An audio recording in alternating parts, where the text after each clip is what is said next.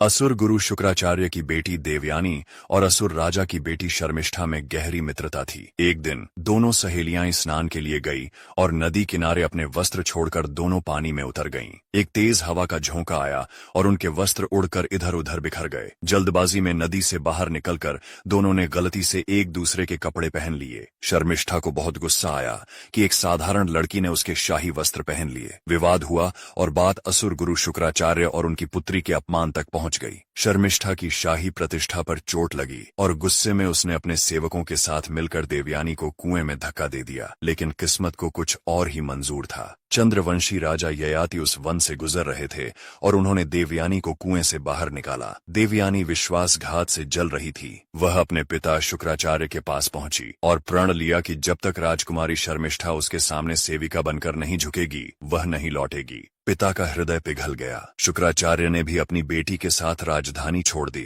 जिससे असुरराज संकट में आ गए। अपनी प्रजा और राज्य के हित को बचाने के लिए शर्मिष्ठा ने अपने शाही गौरव का त्याग किया और देवयानी की सेविका बन गई। अब राजा की पुत्री उसकी दासी बन चुकी थी। समय बीता और देवयानी फिर शर्मिष्ठा और सेविकाओं के साथ उसी वन में लौटी। वहीं संयोग से राजा ययाति भी शिकार पर आए। दोनों की फिर से मुलाकात हुई और प्रेम की शुरुआत हुई। विवाह हेतु ययाति ने शुक्राचार्य से देवयानी का हाथ मांगा, जो मान गए, पर एक शर्त रखी कि ययाति का शर्मिष्ठा से कोई संबंध नहीं होगा। ययाति ने शर्त मानकर देवयानी से विवाह किया और महल में उसका खूब ध्यान रखा। राजकन्या शर्मिष्ठा दासी बन चुकी थी। फिर भी राजा ययाति ने शर्मिष्ठा के राजकन्या होने का मान रखते हुए अपने महल के बाहर उसके लिए एक आवास बनवाया, लेकिन अपनी पत्नी देवयानी के प्रति वफादार रहे। देवयानी के पहले संतान के जन्म देने के बाद एक दिन अशोक वाटिका में दासी बनी हुई शर्मिष्ठा ने राजा ययाति से संभोग की कामना व्यक्त की। ययाति उसकी सुंदरता स्वीकारते हैं, पर वचन तोड़ने से इनकार करते हैं। उसने कहा कि उसने शुक्राचार्य को वचन दिया था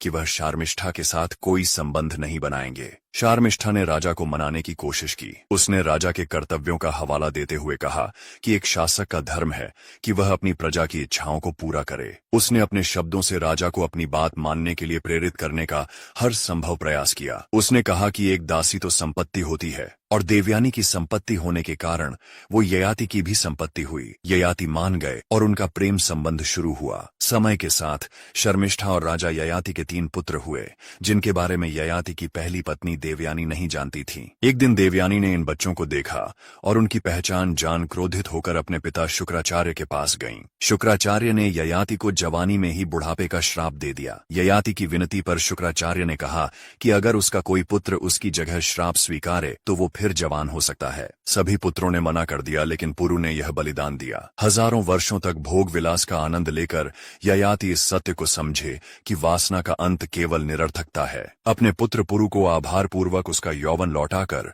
वे अपनी वृद्धावस्था स्वीकारते हैं और सांसारिक जीवन त्याग कर वन में तपस्वी का जीवन जीने का संकल्प लेते हैं। सबसे अनुज पुत्र पुरु को ययाति का उत्तराधिकारी घोषित किया गया। पुरु के वंशजों से ही आगे चलकर कौरव और पांडव हुए, जो महाभारत के इतिहास में अमर हो गए।